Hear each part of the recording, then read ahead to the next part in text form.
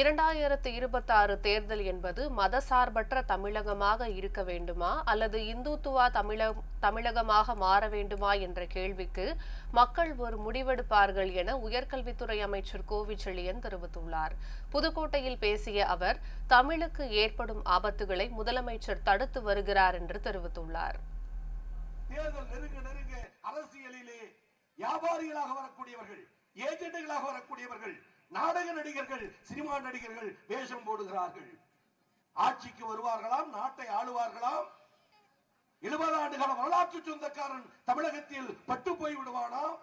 அது எப்படி முடியும் என்று தெரியாத விஷயம்தான் இன்னைக்கு நம்மை நாமே ஆட்கொண்டிருக்கிறது. மேடையில் இருக்கிற எங்கள் ஆளுமை மிக்க தலைவர்களை விட இந்த நாட்டிற்கு உழைத்த தலைவர்கள் யார்? திமுக சந்திக்காத சோதனையா, வேதனையா? ஆனால் நம்முடைய துணை முதலமைச்சர் அருமையண்ணன் உதயநிதியுடைய பிறந்த நாள் விழாவை புதுக்கோட்டையில் விழா கோலமாக கொண்டாடுகிறோம் என்று சொன்னால், வாழும் கலைஞராக வாழுகிற இளையவர் கலைஞருடைய பேரப்பிள்ளை அண்ணன் உதயநிதி ஸ்டாலின் அவர்கள் சனாதானத்தை எதிர்த்து எவ்வளவோ அச்சுறுத்தல், மிரட்டல் பின்வாங்கவில்லை. மாறாக கொண்ட கொள்கையில் உறுதியாக இருந்தார்.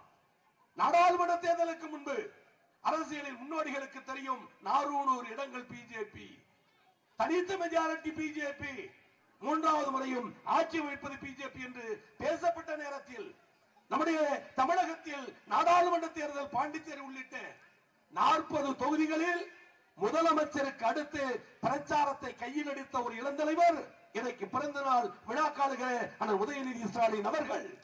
முதலமைச்சர் மதுரையிலிருந்து புறப்பட்டால் அண்ணன் உதயநிதி சென்னையிலிருந்து புறப்படுவார்.